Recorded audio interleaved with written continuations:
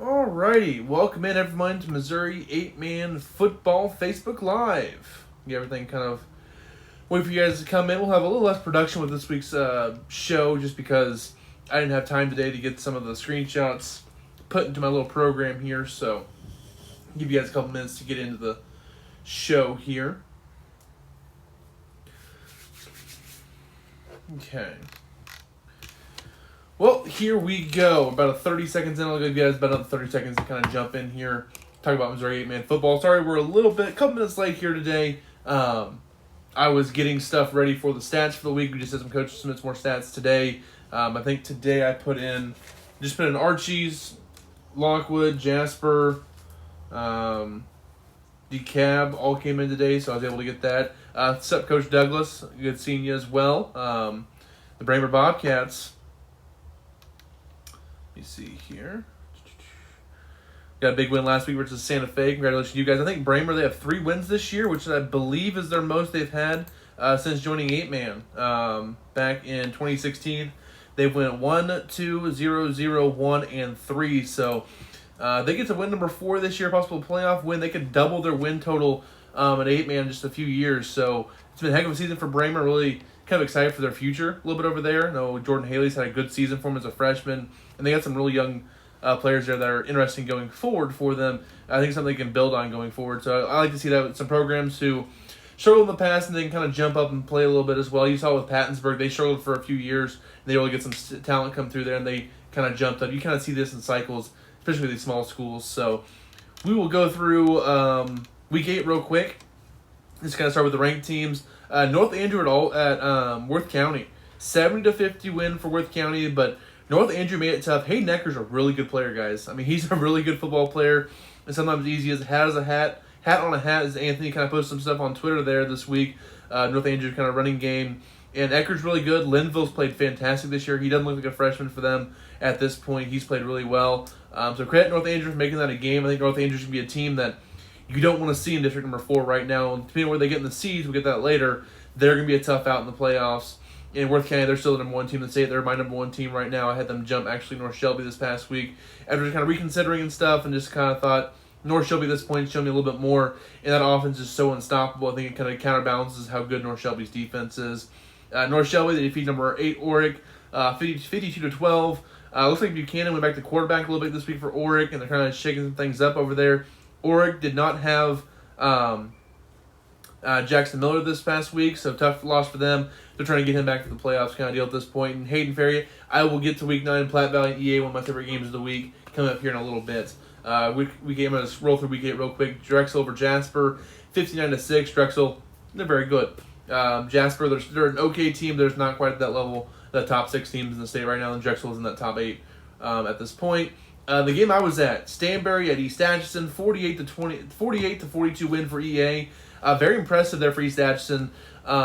Game went a little bit early the way I kind of thought. With Stanberry jumping out to a 14-0 lead and kind of seeing East Atchison kind of adjusting to a different style of play and a better team they're playing so far this year. They responded well. Honestly, it's the best I've seen Josh Smith at quarterback play for East Atchison in I think it's his 3rd year as a starter now, maybe 2nd year.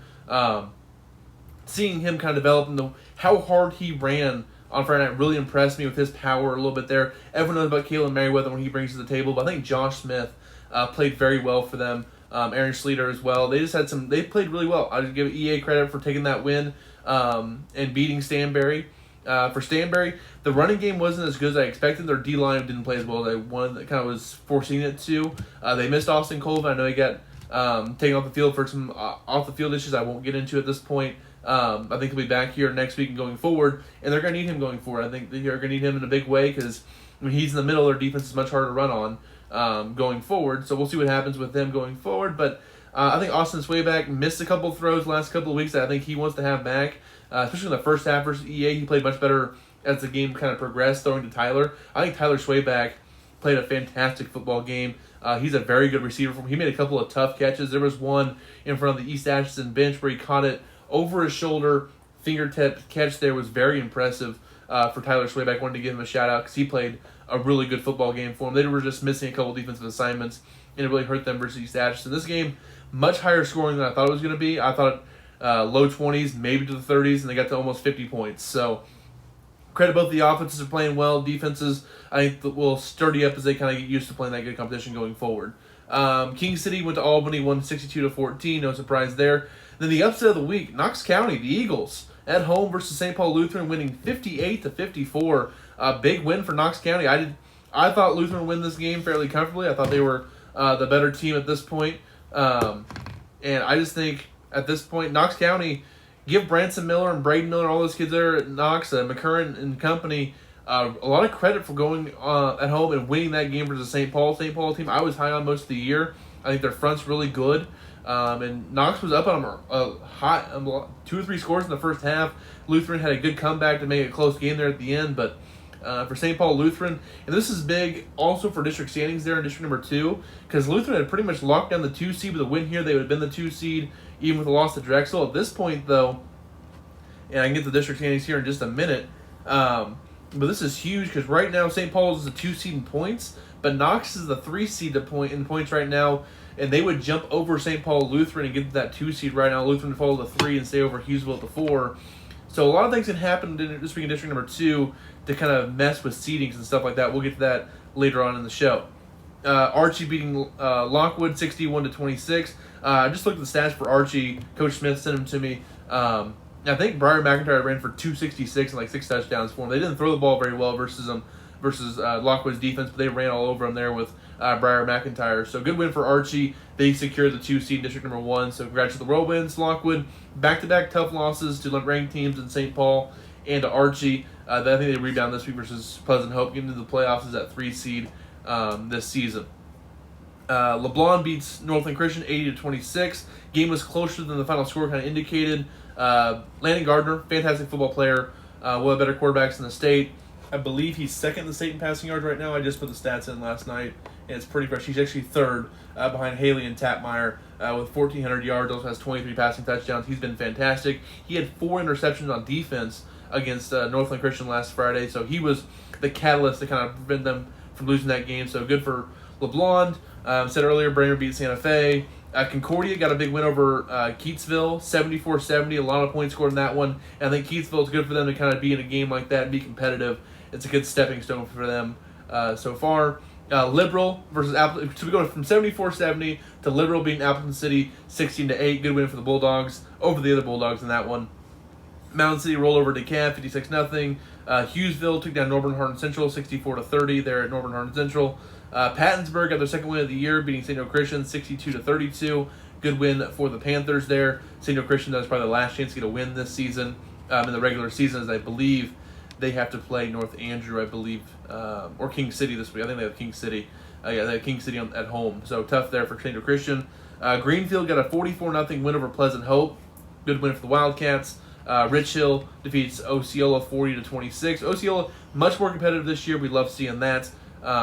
South Holt Rockport. It was tied at 34 late in that game. Rockport was up a couple of scores in the second half. South Holt had a comeback and got a touchdown with 1 second on the clock to take the 40-34 win and escape with a win.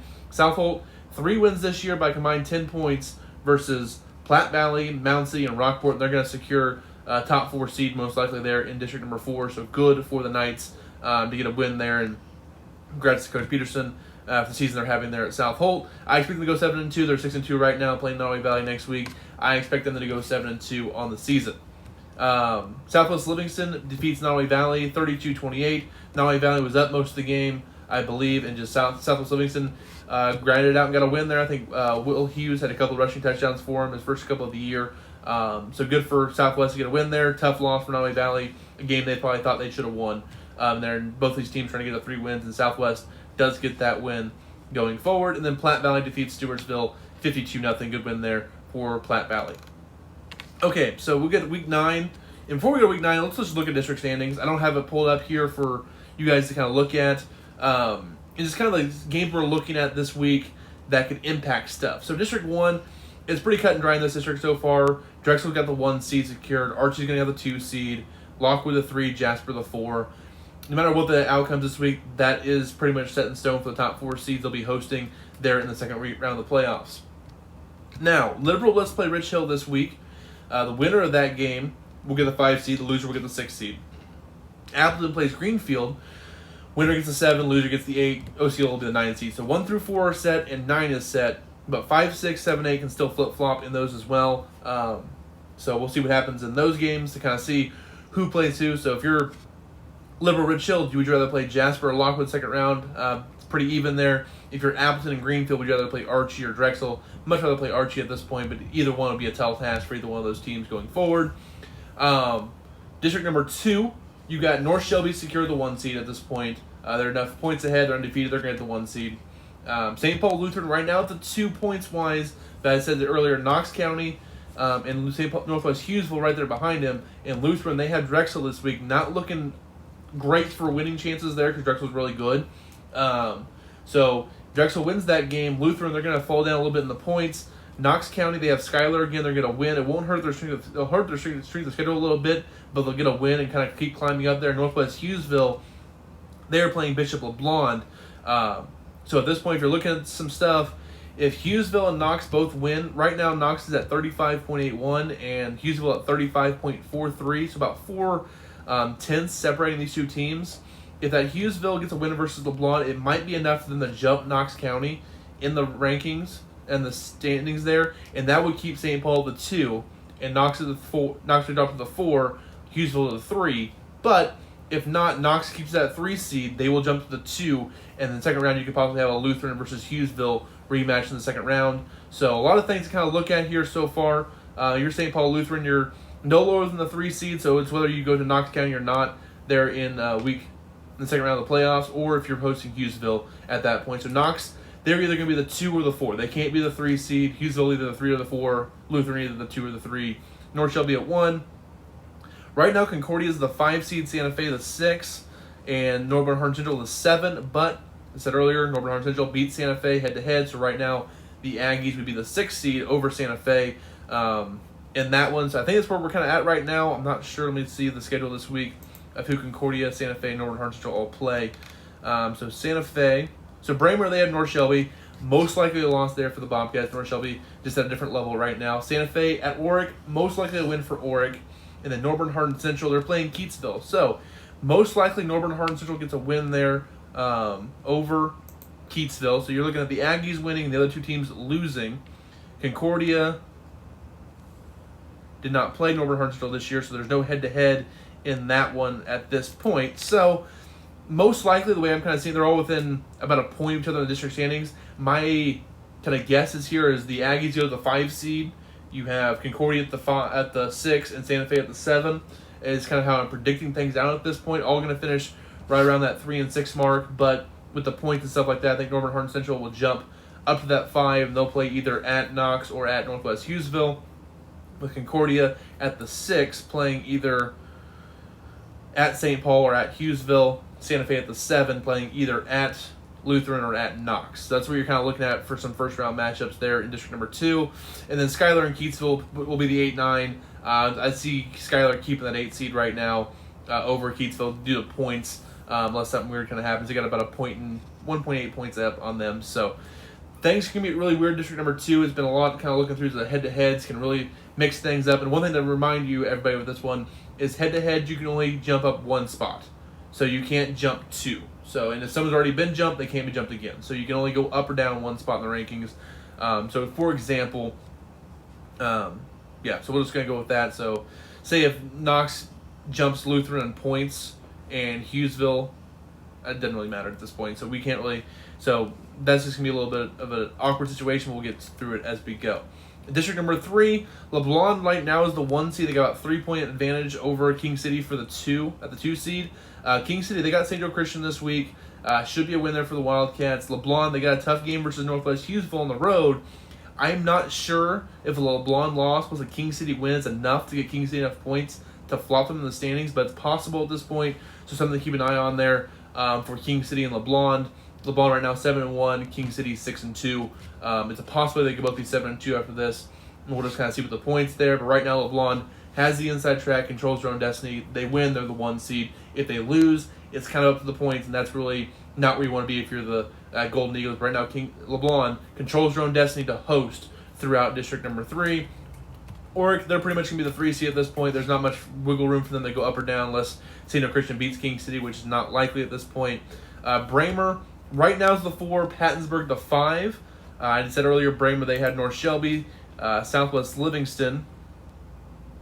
Pattensburg, they have Albany. So most likely both of those teams lose there in that one. So if you're looking at them both losing, they'll both probably drop down a little bit. They're uber close, like 0.2 of a point from each other in the standings right now. So I would assume it says Bramer 4, Pattensburg 5. You look at Southwest Livingston, they got to play North Andrew. They'll probably lose as well and probably stay at the 6th seed, which is probably the worst spot to be in this district just because that means you're playing Oric there in the second round, which is really tough for a first playoff game. I'm not really sure what to call it. It's first round or second round playing games. It's weird, so we'll see what happens there. Then right now, the fight for the 7 seed. Stewartsville Osborne, they right now are the 7, and they are playing DeKalb this week, who's the 9 seed in this district. So if DeKalb upsets Stewartsville, you can see them pop up to 7 or 8 or 7, 7 or 8. Stewartsville, they win. They're going to stay at the 6th seed. They might have enough to jump Stewartsville, Southwest Livingston, but they had the head-to-head loss there. So Stewartsville right now, the best they can hope for is a 7 seed. Northland Christian, they're right now at the 8. I know they're playing KC East this week, so we'll see what happens. KC East's been better this year, so we'll see if Northland can get a win or not. But Northland right now, if they get a win and Stewartsville loses, they might be able to jump to that 7 seed a little bit and get a little better. I'm not sure with them not having a football field how that will work in the playoffs, whether they can host or not, so we'll have to just kind of see. DeKalb, they're right now the 8, the 9, Christian the 10. DeKalb most likely stay in that 9 seed, even the loss to Stewartsville Osborne, so we'll have to see how the points. Them and Christian have been really flip-flopping the points there for that 9-10 seed, district number 3. So a lot of things still to work out there. And then finally, district number 4, the really fun district at this point. Right now, Worth County the 1, EA the 2. You got Worth County at 47.6 and EA about 46.7 or 46.9 at this point. So about 0.7 differential here. If Stanberry beats Worth County, right now Stanberry is at the 3 seed, you would see the top 3 going EA, Stanberry, Worth County falling to the 3. Worth County wins. I believe they're going to be the 1 seed over East Atchison just with the points advantage, unless they win by less than 6 points, and then there's a chance EA could catch them, but it's not likely at this point. EA, they'd have to beat Platte Valley by at least 13, which I believe they do. I think EA at this point is head and shoulders above everybody until 275. Platte Valley does have an interesting matchup with them. They have some stuff to prove.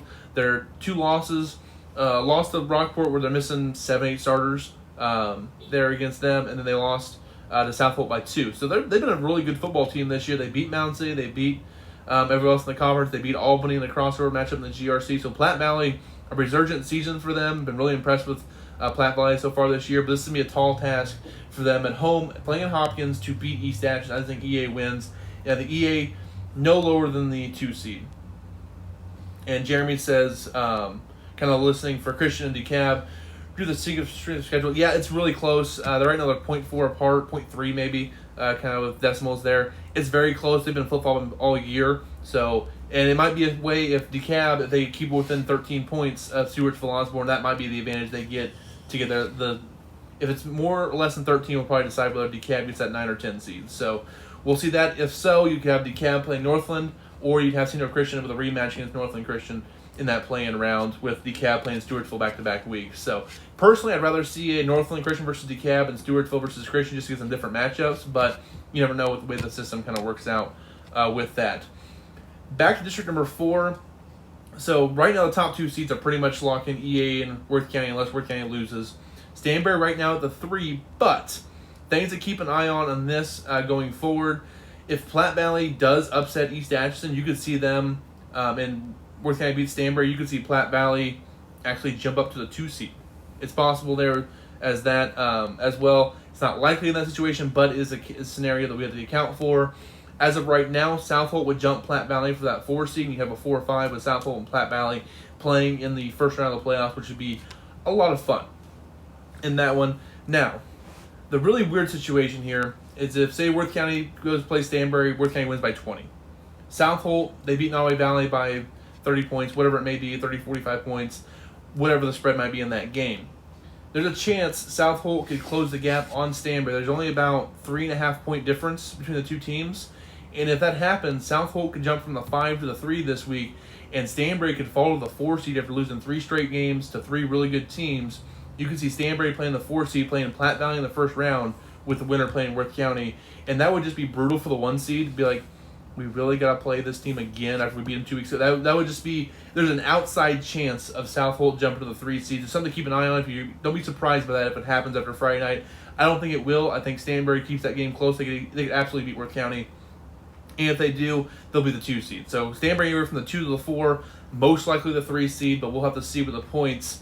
Mission points, their formula, it's pretty volatile sometimes. I'm just not sure how much it could jump with certain wins and losses. I know Worth County could be a solid strength of schedule there for Stanbury still in that one, so it's one thing to kind of look for. But just something to keep an eye on for that one. And right now, Platte Valley, they're right now the 4. They could fall back. If Rockport beats Mound City, then Platte Valley could fall down to the 6th seed, and Rockport would be up to the 5. Do the head-to-head over Platte Valley. So Platte Valley, they had the head-to-head over Mound City and Albany. South Holt has head-to-head over Platte Valley, Rockport, and Mound City. So South Holt's in a very good situation right now where they're no lower than the 4 seed at this point from everything that I'm kind of seeing with them, unless Platte Valley beats EA. Mound City, they're the 7 right now. If they beat Rockport, they can get up to the 6. If they lose to Rockport, they could fall all the way down to the 9 seed because they had the head-to-head loss to Albany. And North Andrew, they're going to win this week. They're going to jump up the standings as well. I'm seeing North Andrew is most likely a 7 seed, which, by the way, if you're EA, you worked all year long, you beat Stanbury, and your reward in the first round is playing North Andrew. That just sucks. It just does. Because North Andrew, I think they're a top 10 team. Spoiler alert, I vote in the media ranking this week. They were my 10th spot. Just because I look at all those teams, possible 10th spot, and I'm like, if they play today with North Andrew healthy, do they beat North Andrew? I don't think so. So if you look at this district, you got Worth County, EA, Stanbury, South Holt, and North. You got 5, I think, top 10 teams in this district at this point. North Andrew might be a 7 seed due to their tough schedule and having 4 losses. So that's what I have right now. I think Mound City does beat Rockport. That's my kind of pick for the week. Mound City beats Rockport, gets to 5-4, jumps up to that 6th seed. North Andrew right behind them there at the 7. Rockport, they fall at the 8. They play Albany in the first round. Be my prediction for that one. Excellent first playing game. And then actually North Andrew would be in the 7th seed. They would play the playing game versus Nottoway Valley. Tough draw there for Nottoway Valley as well.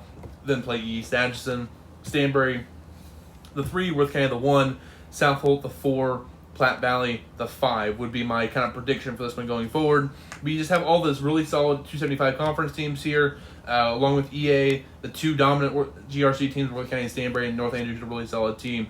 Just there's 8 really, really good teams in this district, I believe. And then Albany, I think, is a solid team. They would be, right now, points-wise, they'd be the 5 seed, district number 3, and they're the 9 seed right now. Nottoway Valley, they'd be the 7 seed over in district number 3, and they're right now sitting at 10. So just some things to look for in this one. I think I went through most of the games here as well. So any other questions you guys kind of have so far? I didn't go through all the games kind of deal. I just kind of went through more of the bracketology kind of deal. Just kind of looking at things and how things are going to shape up and what to look for in all these games in this one.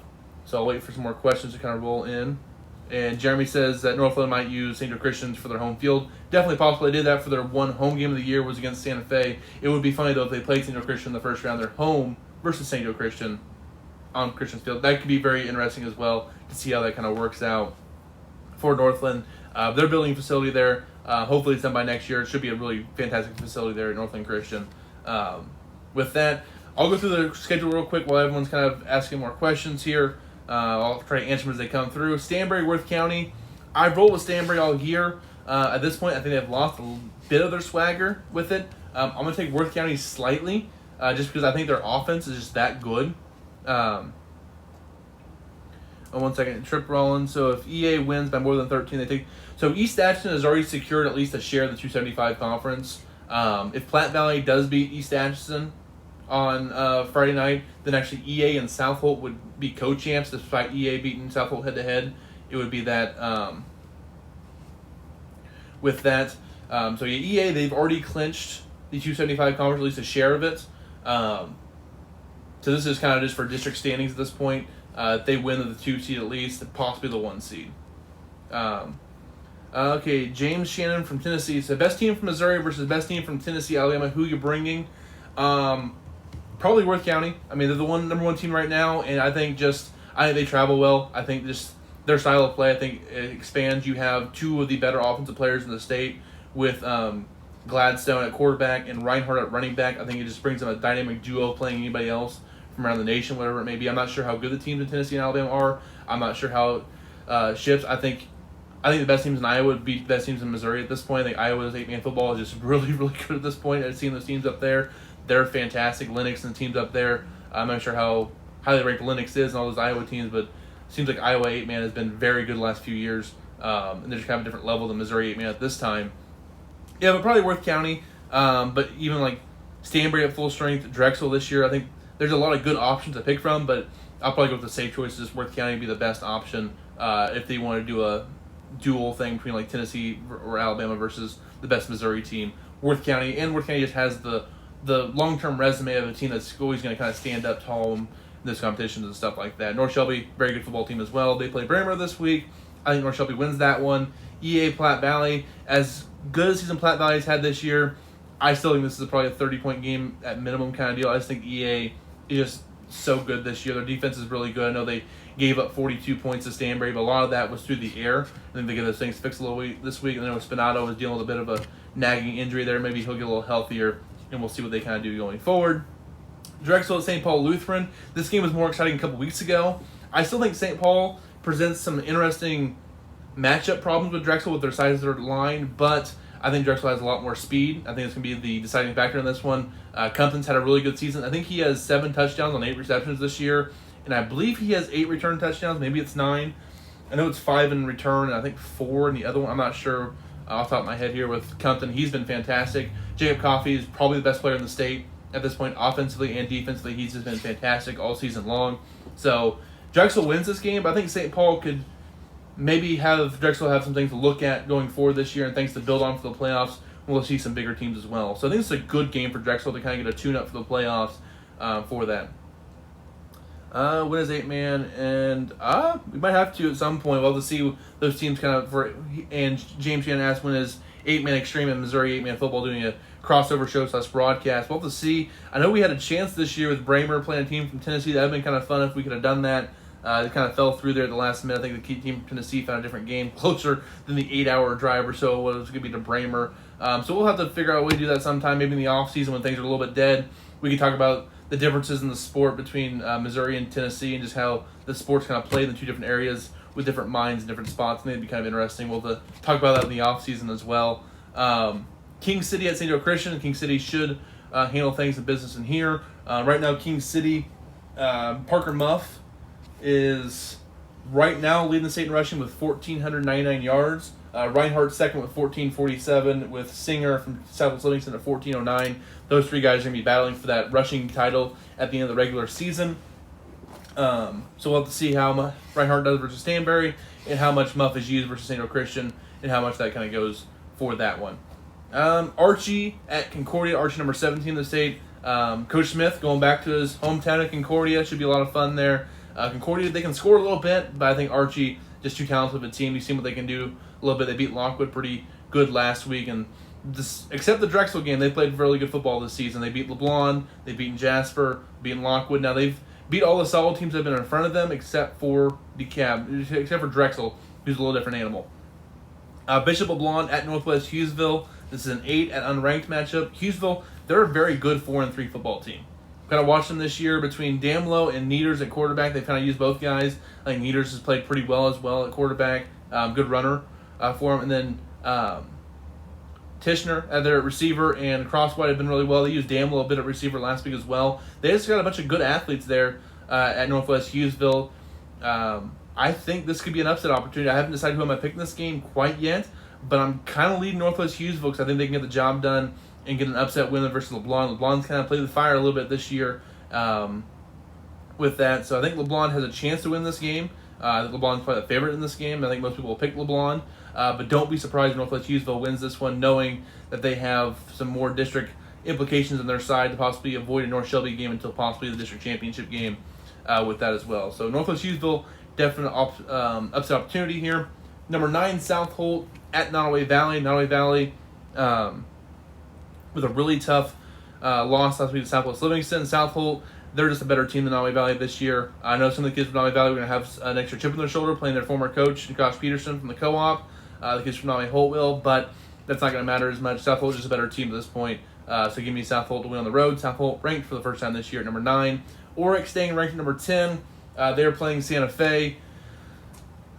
Santa Fe, they started 3-0. They're 3-5 now. I think they're going to follow 3-6. It's a good start to the year. They just didn't quite have it to kind of get over the hump there. A couple of upset losses, and they lost to Bramer last week. So a good win for Bramer. Santa Fe just kind of struggling a bit here later in the season. And I think Oric is just a better football team at this point. They're going to bounce back from their loss last week to North Shelby.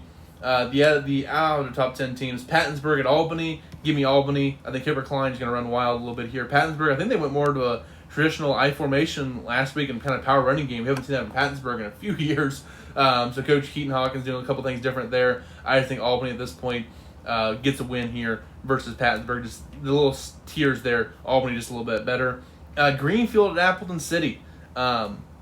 This is for the 8th seed in district number 1, and they'll play each other again next week. And the winner will get a host, and I think Appleton City wins this one and gets to play them again next week. And I'm going to pick him for my guy, Anthony. He's been an Appleton City guy. I think Appleton City does win this one. So give me the Bulldogs over the Wildcats.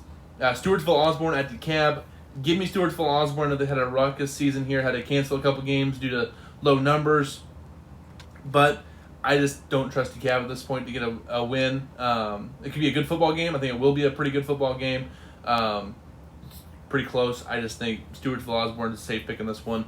Northland Christian at KC East. KC East has been better this year. I mean, they played with LeBlanc. They beat Schuyler. They beat Norman Hardin Central. I can't remember who else they've kind of played here in 8-man this year, but they've played quite a few Missouri 8-man football teams this year. I actually have them on my calendar here. They beat Norman Hardin Central week 1, beat Schuyler week 5, lost to LeBlanc week 6, and then beat Keatsville week 7.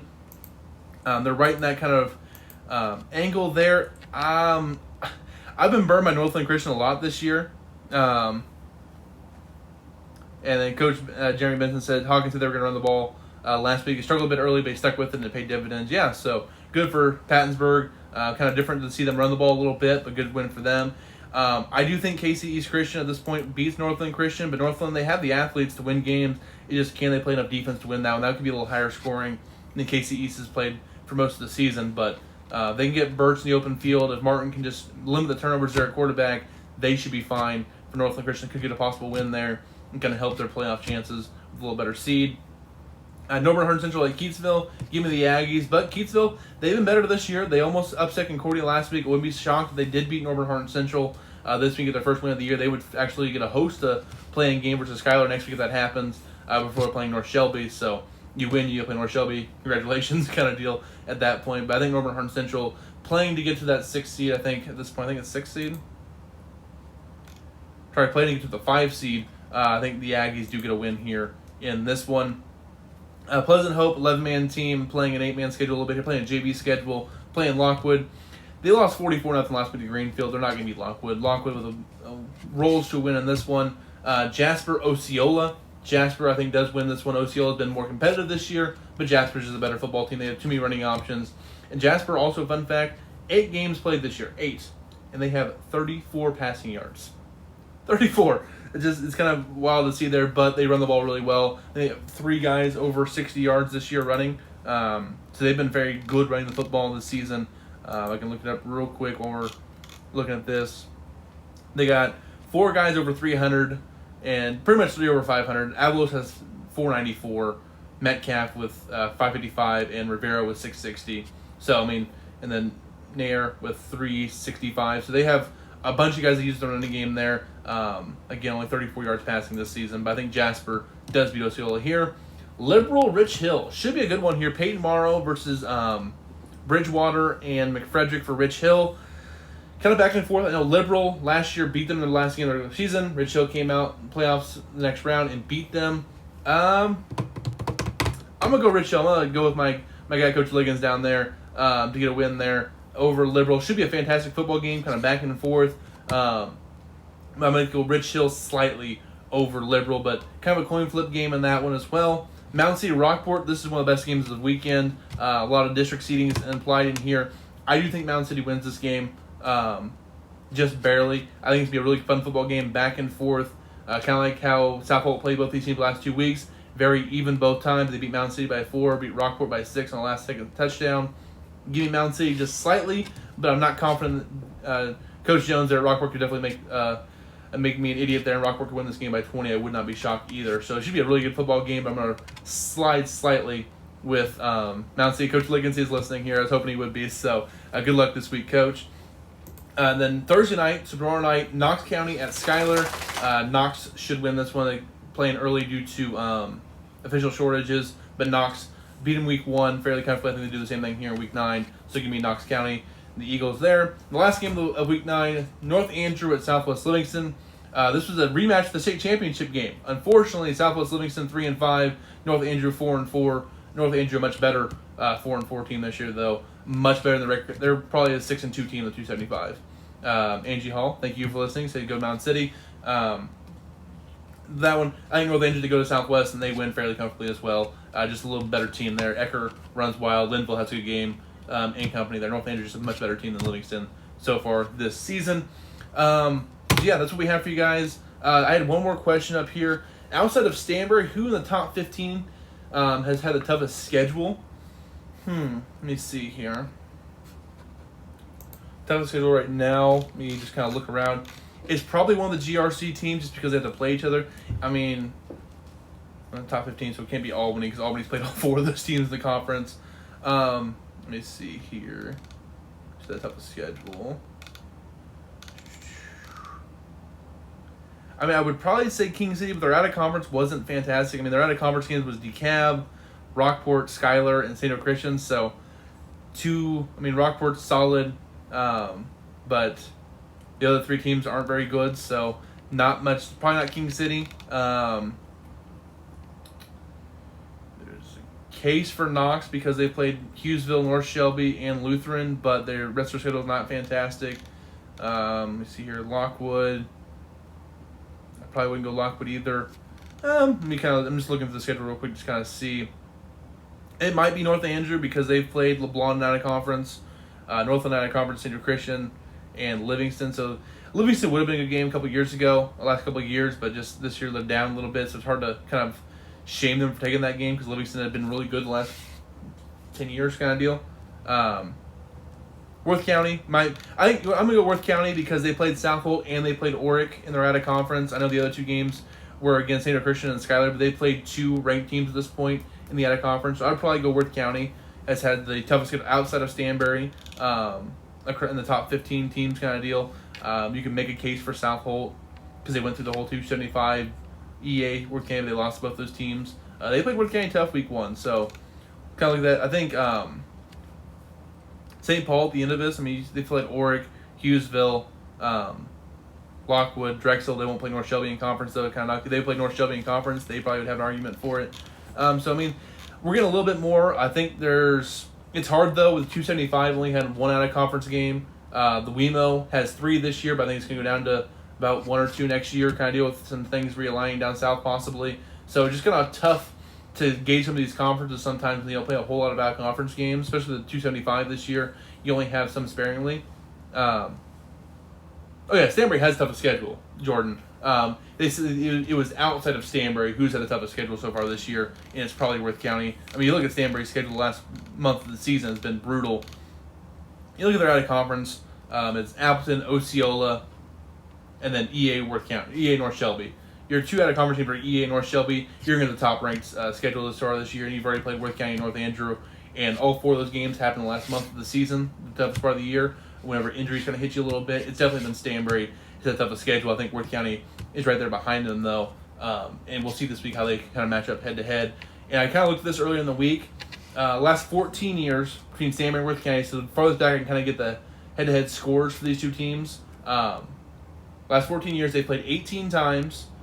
Worth County is 10-8 in those games, 7-7 in the regular season, and then Worth County is 3-1 in the playoffs against Stanbury. So should be a lot of fun with that going forward here.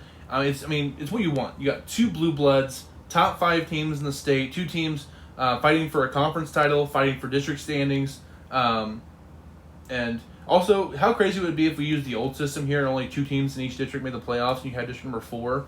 Oh yeah, 2 of these teams are gonna make the playoffs. There's 3 teams in the top 5. I know that happened in the past. Whenever Stanberry, Worth County, North Andrew are all in the same kind of area. It happened in the past there, and that's why they kind of moved away from that system. I really wish we would get to a place with that with 8-man football where it wouldn't be all the blue bloods in one district, which they are right now with Stanberry, Worth County, North Andrew, Mountain City. The 4 winningest programs in 8-man in Missouri are all in the same district. So it's really tough with that. All being in the same district, I know they want to mix things up and make sure there's more teams kind of getting there. And right now, I know someone might ask this question, they really haven't yet. What are my predictions going out of the districts? The way they kind of look right now, I do think Drexel beats Archie in district championship game number 1. District 3, I think LeBlanc holds on to that 1 seed, and they play King City in district championship game and give me King City. Also, if that happens, Drexel would play at King City. It'd be the 3rd straight semifinal Drexel's played on the road this year because the other district always has the lower seed kind of getting out of there. I know 2 years ago, whenever they played Mount City in the district championship, the semifinals, Mount City was the 3 or 4 seed in that district, and they were able to jump all the way out, upsetting EA and North Andrew on their way to the state championship game and beating Drexel at home. Last year, Drexel was the 1 seed, but so was Southwest was the 1 seed as well, I believe. And it just, with the year, it just kind of matched up there that they had to go to Southwest. And then this past year, with King City being the 2 seed, if they get out of their districts, Drexel would go to King City in that one as well. So that's my kind of prediction. That side of the bracket is Drexel at King City. On the other side, I think North Shelby probably beats St. Paul Lutheran in the district championship game. Even if Knox gets the 3 seed and jumps Lutheran for that 2 seed kind of deal, I think Lutheran beats Knox in a rematch. And then North Shelby over Lutheran in a fun district championship game over there in Shelbyville. North Shelby. And then the other district, Worth County, EA, Stanberry. Outside chance of North Andrew, but I don't think so because they're only gets a 7 seed. They have to beat EA, then beat either Worth County or Stanberry, then beat either Worth County or Stanberry. That's too tough to kind of do for 3 straight weeks. Right now, I will take Worth County, go out to district number 4. I'll take the safe route. But it would not shock me if Worth County, EA, or Stanberry, either one of these teams win district number 4 and come out. As of right now, with the 1, 2, 3 of Worth County, EA, Stanberry, it would be North Shelby at either EA or Stanberry. Either one of those teams would host North Shelby. It would be Worth County at North Shelby. Do the odd years, the odds, the higher to the bracket gets the home game, which should be North Shelby. So Worth County at North Shelby or North Shelby at EA or Stanberry. I would probably take Worth County, EA, Stanberry in a rematch. Stanberry in a rematch over North Shelby at this point. EA over North Shelby, and probably Worth County over North Shelby. But it should be a really fun football game. I'm just kind of thinking ahead there. I think it's all within 2 scores kind of deal. That's really close in 8-man football. So right now my state championship game would be Drexel Worth County. It is my state championship game with Worth County edging out Drexel for that state championship game. That's my prediction as of right now, as of October 20th. But we got December 3rd to settle it. So we're about a month away or so from that, so it should be a lot of fun. About a month and a week or so, 6 weeks maybe, from that. James, do you prefer covering public or private schools? We don't have any public schools, 8-man in Tennessee, Alabama. We have a lot of public schools. I believe the private schools that we have, LeBlanc, just kind of looking through my list here, Northland, St. Joe Christian. There's 3, I believe. I believe we just St. Paul Lutheran. So I think we have 4 of the 38 here in Missouri are private schools with LeBlanc, Northland, St. Joe Christian, and St. Paul Lutheran. I think we just have 4 private schools here. So not a whole lot of private schools to cover in Missouri 8-man football. Just 4 of them. I have good relationships with all 4. I think maybe St. Joe Christian maybe the least of the 4. I'm not as friendly with their coach at this point, and then coming back to 8-man. But good Coach Gifford down there at St. Paul Lutheran. Very gracious to me, very open to talk anytime. Coach Davis there is great at LeBlanc. And everyone loves Coach Bass there in Northland Christian. I've been to their practice and stuff. So I love covering the private schools. I love covering all the schools in 8-man football. Jeremy as well. Sacred Heart co-op with Northwest Hughesville, so it's kind of a half public, half private in that co-op as well. So forgot about Sacred Heart there for a second. Thank you, Jeremy, for that one. So about 4.5 of the 38 teams are that private situation. And same thing with Sacred Heart, Hughesville. I have a good relationship with them down there as well. So I really don't have any issues covering either public or private schools. Everyone does a really good job of getting stuff to me. I think this year, just kind of looking at the stats for this past week, teams that haven't posted any stats this year, I think I'm down to just 1, 2, 3, 4, 5, 6 teams. So 32 of the 38 have posted stats. The only ones I don't have any stats for at all: Greenfield, Keatsville. Maybe it's just 7 teams. Maybe just 5 teams. So Greenfield, Keatsville, St. Joe Christian, South Holt, and Stewartville. So this was 5 teams, the only team that I don't have any stats for. I have some stats for Appleton City. I got 1 game's worth, so they're kind of on the fence there. But everyone else has been great posting stats. I think this week the only team I'm missing stats from is Stanberry, and I know they'll get them in probably tonight or tomorrow. So stats that should be updated pretty much. I got to still mess with the ordering a little bit on our Google Docs, so I hope you guys enjoyed that. But yeah, that's what we have for you guys this week. Is there any other questions here from Missouri 8-man football? It's almost playoff time, and that's a really exciting time here. The playing games, so you'll have all the 8, 9, and 7, 10 matchups in that first weekend next week on Halloween weekend. As of right now, it would be Osceola at Greenfield and rematch, Schuyler hosting Keatsville. Right now it would be St. Joe Christian at Stewartville Osborne, DeKalb, Northland Christian, and then Albany, North Andrew, Noe Valley, Mound City. Those things obviously are probably going to change going forward, but just kind of the thought process there. Not sure what we're going to do in the playoffs. Make sure you guys tune in tomorrow night for our broadcast there from Worth County. Hopefully we have a little better no technical issues there tomorrow night or Friday night. Should be a really fun football game.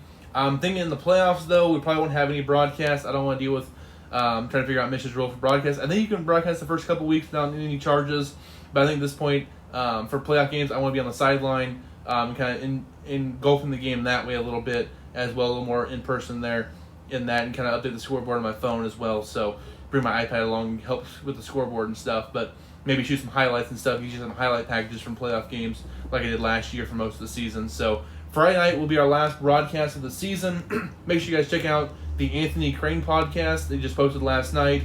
I think Christopher Tenpenny, one of our voters in the 8-man poll, covers the South really well, specifically Archie and Drexel. He was on there along with Coach Dean from Drexel, of course Anthony, and then everyone's fan favorite, Coach Cabin. And we'll also have to go through Mission TV. Yeah, I'm not dealing with Mission TV as well with that, so I'm not dealing with any of that stuff this year. Maybe next year we get it all figured out, but at this point, I don't want to deal with going through Mission or any of their stuff at this point. I've kind of criticized them a little bit this year and in the past. I'm not sure how much they like me, so we'll got to see what they going forward. Because if it was me, and I know they always use the travel argument for this, I would rank the teams 1 through 38 and have a bracket in 8-man football. I get that we have some pretty far travel, but right now we have some far travel. And you could have, at this point, it'd be Northern Hunter going to Knox County for a first-round game. You can't tell me there's no travel in that one or limited travel.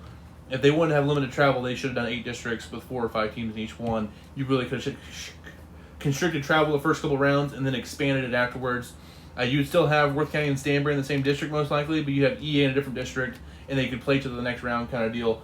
And it just makes things, I think, gives it a little more of a feel for each round. So instead of a big game being the district semis, you have a district championship game that's huge, and then a sectional game that's huge, and then a quarterfinal game, and then a state semifinal game that's huge, and then a state championship game. So I think you would just have another step that just feels bigger and bigger than just, we're still in districts for 3 or 4 weeks. Like, you have a play-in game and then 3 weeks of districts. Seems like a lot when after you get out of districts, it's like, semifinal state, done. So I feel like the last 3 games are important, are really, really huge. All playoff games are important, but the last 3 feel bigger when we could have the last 4 feel really big. So that's what we have. So plan Friday night broadcast from Stanberry, Worth County. Then Saturday morning, I'm looking around 9 a.m. I'm going to try to jump on here. Hopefully the brackets out and everything like that. We'll do a little bracketology and kind of look at everything and do kind of a good back and forth of how things kind of mixed out with the numbers, the upsets from Friday night, if there's any, stuff like that, how the games kind of went, break down Worth County, Stanberry, Mound City, Rockport, some really big games this Friday night. That should be a lot of fun. Make sure you go follow Anthony on Twitter. Where's Anthony? I think Anthony's going to Drexel, St. Paul Lutheran here, over to Concordia, so hope they have a good time over there. Hope Coach Gifford has a good time.